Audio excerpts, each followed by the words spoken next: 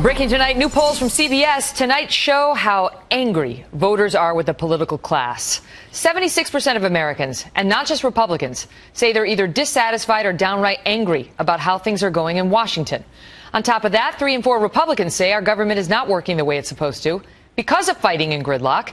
And then there's clearly something that has Americans upset, an answer the pollsters have not picked up on. When asked to identify the most important problem facing America today, the largest percentage, 3 times the percentage of the next response, say the largest problem facing this country is other. What the heck is other?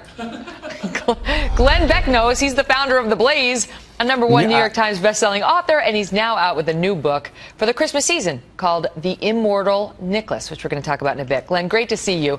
Other? What the heck is other? I have absolutely no idea. No idea.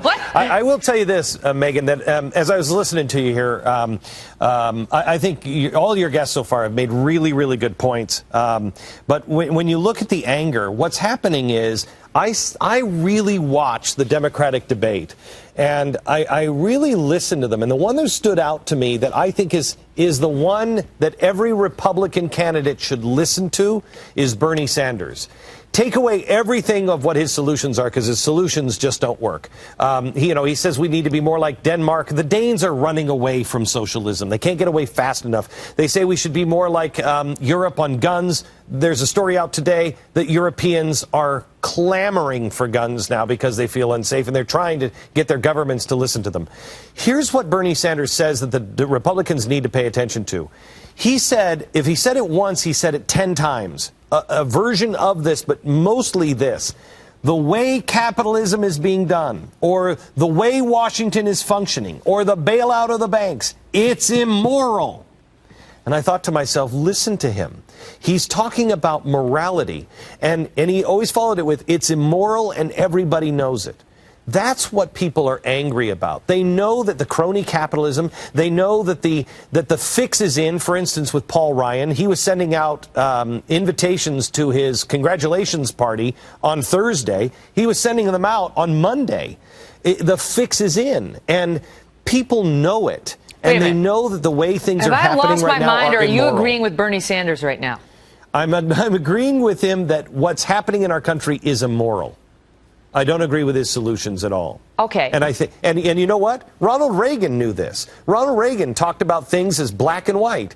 Taxes, higher taxes. It's immoral to take more money from people. Bernie Sanders is okay with potentially up to 90% taxes. 90. He's going to let you keep 10% of your money, Glenn. I know. Wait a minute. That's why I say I don't agree with any of his solutions. I agree with what he's saying. What he's connecting with is the same kind of thing that Donald Trump is connecting with, and I don't agree with Donald Trump at all. But what he's saying is he's just playing into the outrage. Ronald Reagan had it right when he said taxes, higher taxes are immoral. The way people are treating each other, it's immoral. The way we're treating our veterans at the VA, it's immoral. We know that.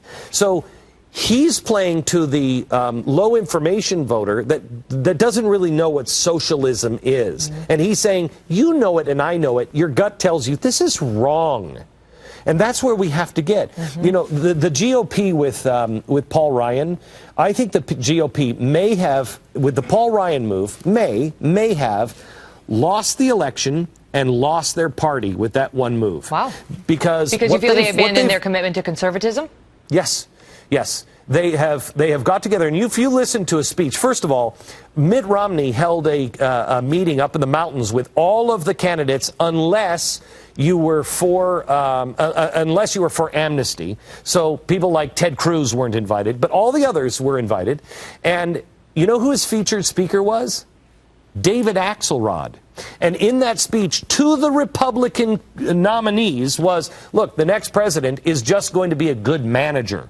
Well, that's progressivism 101. And that's exactly what's happening in Washington. The choice is, do you believe in managing your life yourself, or do you believe that the president should just manage the government and the government should manage you? This is interesting because I had a long interview with Charles Koch, and this is what he was saying about what he believes is at the core of the frustration of the American people. You are saying the same thing that he was saying, and he took issue with Hillary Clinton in particular on this, saying he just doesn't agree with her worldview.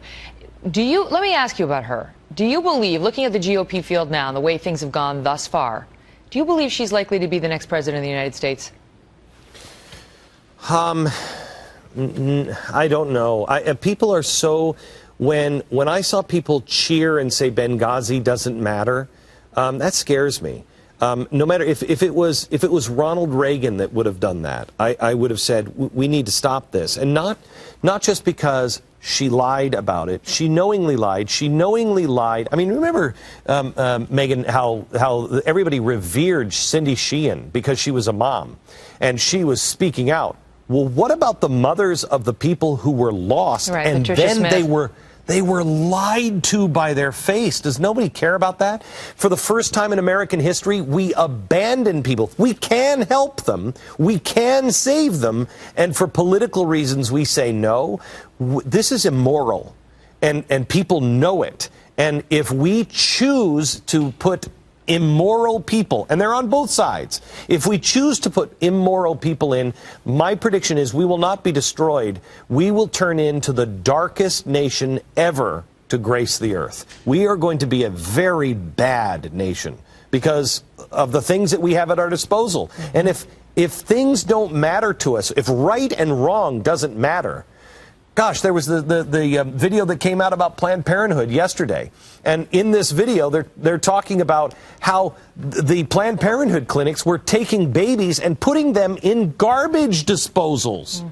And they said, if this ever comes out on the front page of the New York Times, we're dead. Well, that's on tape. The New York Times has it. They've chosen to say, and really kind of the American people have kind of gone along with it. It doesn't really matter.